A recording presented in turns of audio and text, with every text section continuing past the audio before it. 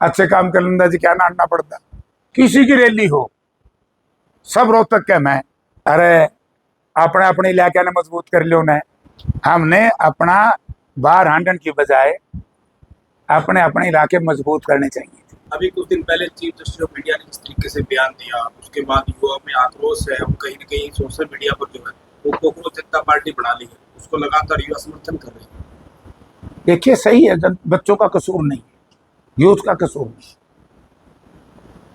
भारत सरकार ने, माननीय प्रधानमंत्री जी ने 2014 के लोकसभा के चुनाव के समय ये कहा था कि मैं हर वर्ष 2 करोड़ बच्चों को, नौजवानों को रोजगार दूंगा। आज तक तो दिया। उन्होंने कहा था कि हर खाते में 15 लाख रुपए आएंगे, जन धन योजना बनाई। जो थारे खाते में तो आयो नैन साहब, पता नहीं, मेरे तो आया किसी के भी तारा आए किसी। तो 12 वर्ष से नौजवान फेडअप हो गया, हताश हो गया कि तो ऐसे नई नई योजनाएं बना रहे हैं देश और प्रदेश की सरकार। इस सरकार में रोजगार नहीं है, बेरोजगारी भयंकर। हरियाणा में तो इतनी भयंकर बेरोजगारी है जिसको सोच नहीं सकते। इसीलिए डोंकी के माध्यम से विदेशों में बच्चे भाग रहे हैं। और जो टिप्पणी हुई उन बच्चों पर, वो बड़ी निंदनीय थी। ये सरकार का खिलाफ आक्रोश, इससे ये सिद्ध होता है कि भारतवर्ष का नौजवान अपने आप को रोजगार में सुरक्षित महसूस नहीं करता। इनेलो के विधायक अर्जुन चौटाला ने भी समर्थन दिया है, बोले मैं भी कोकरोच हूँ और मैं कोकरोच जनता पार्टी का पहला विधायक। वो क्या कहते क्या नहीं, उनके चक्कर में मैं नहीं पड़ता। मैं तो इतना कहा कि जो टिप्पणियां हुई वो भी निंदनीय है और बच्चों का आक्रोश है ये, और आक्रोश सच्चा है बच्चों का, सरकार से बच्चों का। इससे सिद्ध होता है कि विश्वास उठ गया। कोकरोच पार्टी का आप समर्थन करते हैं? मैं तो नौजवानों का हमेशा समर्थक रहा हूं। मैं हमेशा, मेरी राजनीति नौजवानों से शुरू हुई। मैं भी सरकार को कहता हूं, समय रहते सचेत हो जाना चाहिए। ये जिस तरीके से हरियाणा सरकार हरियाणा के बच्चों को तो डी ग्रुप से बाहर नहीं निकलने दे रही, चाहे इंजीनियर है, चाहे वैज्ञानिक है, चाहे वो स्कॉलर है। इवन सुनो, एक जेई या सब डिवीजन लेवल का अधिकारी के दफ्तर में पानी पिलाने वाला एमटेक बच्चा, एक इसमें वाटर रिसोर्सेज मंत्रालय में, मैं कैथल की बता रहा हूं, डी ग्रुप की एक बच्ची, लड़की, एमएससी। ये हो क्या रहा है?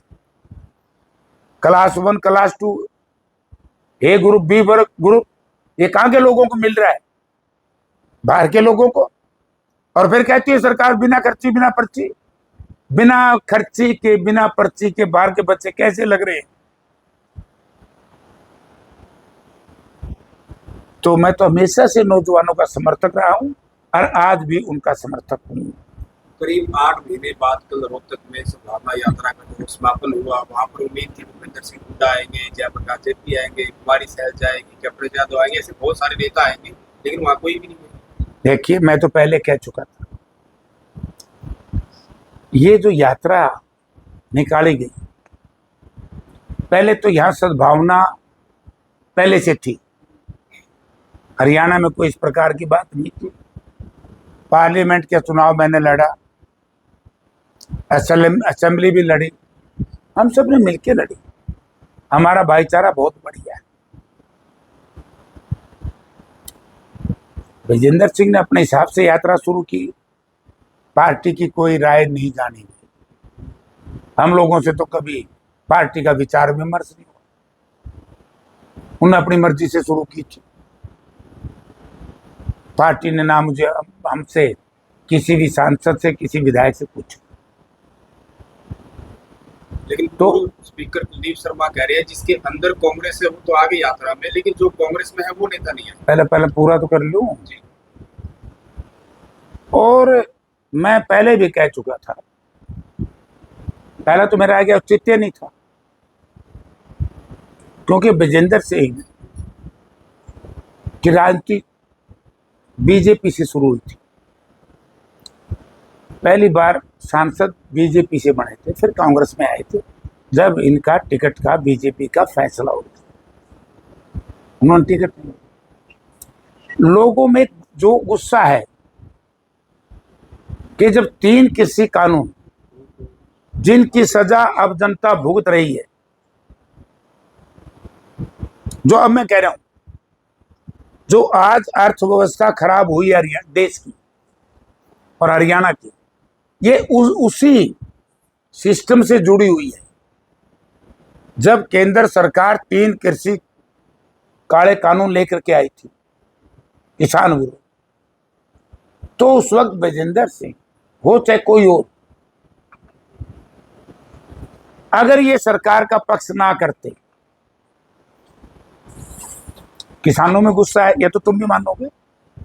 730 किसानों की शहादत इन्हीं कृषि कानूनों के खिलाफ लोगों ने दी है। या तो जयप्रकाश की तरह राजनीति करनी चाहिए थी। अगर किसान की राजनीति करनी है, लीडर बनना है, तो जिस दिन पार्लियामेंट में 3 कृषि कानून आए, तो उसी वक्त शायद, अगर मैं गलती पे ना हूं, वीरेंद्र सिंह जी राज्यसभा में थे, विजेंद्र लोकसभा। उन्होंने ये कहना चाहिए था पार्टी में हाँ, लेकिन इन कानूनों का हम समर्थन नहीं करें। तो मैं स्वागत करता, जनता स्वागत करती, लेकिन इन्होंने तो उन कानूनों के पक्ष में मेरे पार्लियामेंट क्षेत्र में हांसी में ट्रैक्टर यात्रा निकाली। लोगों में गुस्सा है कि 730 किसानों के जो हत्यारे हैं, चाहे किसी ने डायरेक्ट पक्ष कराया हो चाहे इनडायरेक्ट पक्ष कराया हो, जो उनकी हत्या के क्या बोलते हैं, दोषी हैं, जिम्मेदार है।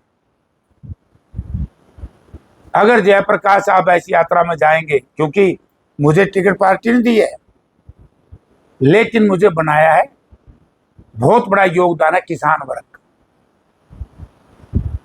मैंने पहले ही कह दिया था कि भाई जब तक किसान वर्ग संतुष्ट नहीं होगा, मैं इस यात्रा में नहीं जाऊंगा। और पार्टी के प्रेसिडेंट ने भी और हमारे प्रभारी साहब ने भी, जिस दिन ये यात्रा शुरू हुई उस दिन ये कह दिया था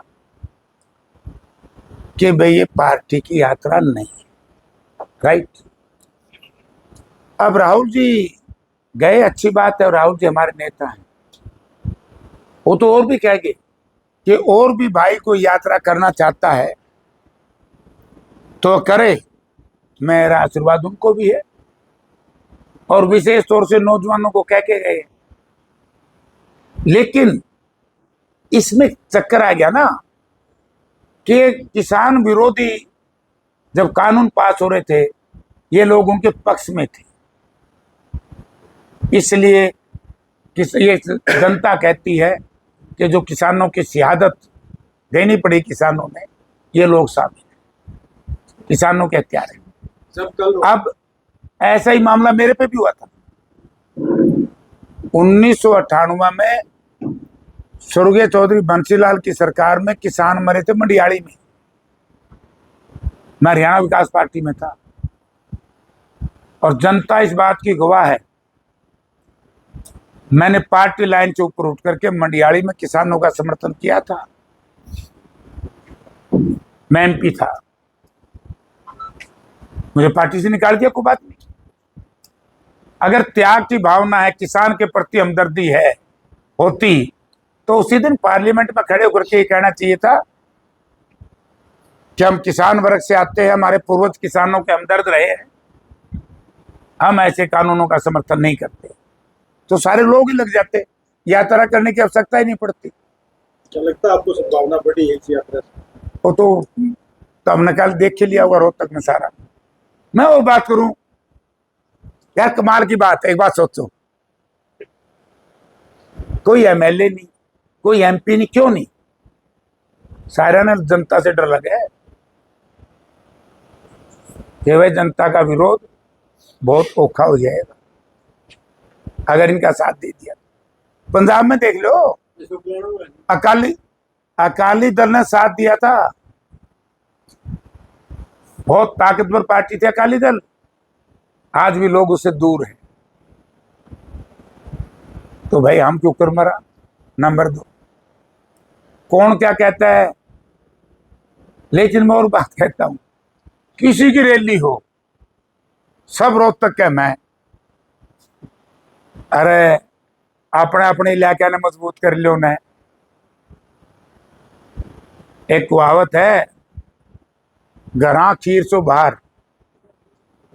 अगर घर में कुछ नहीं है, हमने अपना बाहर हांडन की बजाय अपने अपने इलाके मजबूत करने चाहिए थे। अब जयप्रकाश एमपी तो इस हार के लोगों ने बनाया, और मैं हंडे जाऊं फरीदाबाद पलवल में, कौन पूछा है? लोग नहीं पूछे तो क्यों आंटे से अच्छे काम कर लेंदा जी, क्या ना आना पड़ता। तो रोहतक में कई लोगों को एक टीस होती है, मैं पहले भी हमेशा कहता था, और मैं नेताओं को भी समझाता हूं। 2000 का चुनाव था, 2000 के चुनाव में क्या हुआ? मैं कैंडिडेट था कांग्रेस पार्टी का बरवाड़ा से, चारों तरफ छत्रपाल ने बयान दे दिया मैं चीफ मिनिस्टर बनूंगा। गिराए से लड़ रहा था ना, बरवाड़ा के साथ लगता है 1 किलोमीटर पे, उधर से बयान दे दिया।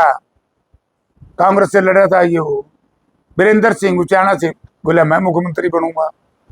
रणदीप सिंह लड़ रहा था उचाना से, बोला मैं मुख्यमंत्री बनूंगा। बीच में आ गया मैं, स्वर्गीय अर्जुन सिंह जी की विशाल जनसभा थी बरवाड़ा में। मुझे आप जैसे पत्रकार भाई बोले जेपी साहब मुख्यमंत्री तो वहीं बनेंगे, तो क्या बनाएगा? मगा में वहीं बनाएंगे कि नहीं बनाएंगे, लेकिन मैं एमएलए जरूर बनूंगा, और सरकार बनी थे मंत्री बन जाऊंगा, मेरा डोल नहीं है मुख्यमंत्री का। तो मैं तो लोगों ने जिता दिया, और ये मुख्यमंत्री साहब सारे रह दिए। जो इस प्रदेश में तो जो न्यू होगा ना, मैं मुख्यमंत्री बनूंगा। अरे भैया, जब तक किसानों की शहादत के बारे में जनता से माफी नहीं मांगी जाएगी, मुख्यमंत्री बनना तो दूर की बात, राजनीति में सफलता नहीं मिलेगी। लेकिन चौधरी वीरेंद्र से जब आपका नाम लेके मीडिया ने सवाल पूछा, अभी जयप्रकाश जेपी आपको जो किसान विरोधी कह रहे हैं, वो कह रहे कि सांसद के कहने से क्या होता है, हमने 90 के 90 ट्रांसफर में किसी भी किसान ने हमारा विरोध नहीं किया। विरोध कर तो दिया, अरे ये तो हमने बेरन बैठा। वीरेंद्र सिंह का बयान, जेपी तो जीतते उचाना से 38,500 से, और कांग्रेस उम्मीदवार आ रहे, ये तो विरोध है। यही विरोध अगर वो समाप्त कर लें तो बच जाएं। अभी तो यही भयंकर विरोध है, सबसे खतरनाक विरोध है। यही तो विरोध है प्रजातंत्र में। प्रजातंत्र में लाठी गोली से सत्ता परिवर्तन थोड़ी होती है, वोट से। रणदीप सुरजेवाला भी कल आए थे, वो भी नसीहत लेके चले गए, भाई कम से कम अगर सद्भाव नहीं कर सकते तो दुर्भाव मत करो, बोलना सीख लो। ये तक बोली बोलना सीख लो। फिर वह तो बोलना चाहिए उन्हें, ठीक बोलना चाहिए, गलत बोलना है तो उनके लिए कह गए ना जो यात्रा में सवाल उठाते हैं। पता नहीं, मैं तो ठीक बोलूं, मैं सवाल भी उठाऊं ना। तो मैं न्यूकंदा, मैं बहुत बड़ा धन्ना सेठ हूं ना। मैं न्यू कभी जिंदगी में क्या कि विरासत, मैं तो कभी विरासत की बात नहीं की। मैं उनको नेता मानूं जो अपने काम की वोट मांगे। ये क्या सिस्टम चल रहा है प्रदेश में, मेरा फलाना मेरा फलाना मेरा फलाना। अरे तुम क्या हो? ये बताओ जनता को। तुम इतने साल से सत्ता में हो, कोई पार्टी का हो, जो भी राजनीति करते हैं, मैं सब नेताओं को कहना चाहता हूं, अपने नाम के वोट तो मांग लो। बाप के नाम का सहारा कमजोर व्यक्ति लेते हैं राजनीति, यही है ना। आपका तजुर्बा? मेरा तो है तजुर्बा। मैं तो जिस दिन राजनीति शुरू करी थी, पहला चुनाव ही वीरेंद्र सिंह को रहा था। आदमी को क्या करते, बोला थाली में रख के दे दी जनता पार्टी, ना उसने लोग जनता दल, लोगों ने मुझे जिता दिया। अरीब के भी मेरे को तो छोटू भैया भी कहा गया था उचाना की एक मीटिंग में। मेरे साथियों को भी, कांग्रेस पार्टी के कार्यकर्ताओं को भी छोटू भैया कहा गया था। उन छोटू भैया साथियों ने जो गरीबी एक काकरोच के नाम से अपमानित किया ना नौजवानों को, छोटू भैया के नाम से हमारे साथियों को कहा गया, चख दिया काम, 38,500 से जितवा दिया। तो वे कोई कि मैं कहूँ, मैं आज भी कहता हूँ, मैं तो नहीं कहता भाई, मेरे पिताजी तो आड़ी थे, साधारण किसान थे, मैंने संघर्ष करके काम किया है। अब मेरा संघर्ष से किसी परिवार को पीड़ा है, होती रहे, मुझे उसकी परवाह नहीं। जनता को पीड़ा नहीं होनी चाहिए मेरे काम से, बाकी कौन क्या कहता है मैं उसकी परवाह नहीं करता, ना करी ना करूं। लेकिन संसद जी अभी तो इलेक्शन में काफी वक्त है, और अभी से मान के चले कि मुख्यमंत्री का जो बोलते ना गाना था कि सारा रोड़ा मुख्यमंत्री कुर्सी का, तो उन्हें अंडे भी, अरे भाई आए तो कह रहे हो अपना अपना तो जुगाड़ कोई नहीं। रोहतक की पांचों सीट कांग्रेस पार्टी के पास है। हरियाणा का एक जिला है जो 500 सीट कांग्रेस के पास है। जो सारा सौदा जो कटोरे अपनी अपनी खोए अंड है, बोला बाबा एरिए, बोला बाबा भाई अपनी खोए अंड है। लेकिन हमें एक बात का पता लग गया इस सारे सिस्टम से, और बूढ़े कह करते नहीं, बोला मैं तो खोई गई, छोरन दोपहरी का बेरा पिट गया। जनता का कांग्रेस का राज तो कुछ लोगों की वजह से खराब हो गया, लेकिन जनता को सारी असलियत का पता लग गया कि कौन कौन लोग, चाहे आदमपुर में जाइए, कौन लोग थे इस यात्रा, नानंद में जाइए कौन लोग थे, ये सभी वही लोग थे जिन्होंने खुला बीजेपी का साथ दिया, खुला बीजेपी का साथ दिया। अब पता लग गया कि क्यों गई सरकार, ये सब वही लोगों का जमावड़ा है। पूर्व विधायक रामदास गुड़ेला इंतजार कर रहे थे, बैकवर्ड का जो है चेयरमैन वो विधायक चंद्र प्रकाश को बना दिया। ये तो पार्टी के फैसले, और चंद्र प्रकाश जी वैसे भी पार्टी का फैसला बहुत बढ़िया, मैं इसका स्वागत करता हूं। और चंद्र प्रकाश जी बहुत सीनियर रिटायर्ड आईएएस है, और ये ऐसे आईएएस है, अकेले आईएएस जो राजनीति में हरियाणा में कामयाब हो रहे। कई आईएएस आए गए, एक एक बार जीत जाए बोर्ड के छुट्टी, लेकिन चंद्र प्रकाश जी ने रिटायर आईएएस से रिटायरमेंट के बाद अपना स्थान बनाया है, और पिछड़ा वर्ग ने इनको अपना नेता माना है, और पार्टी का बहुत अच्छा फैसला है, मैं इसका स्वागत करता हूं।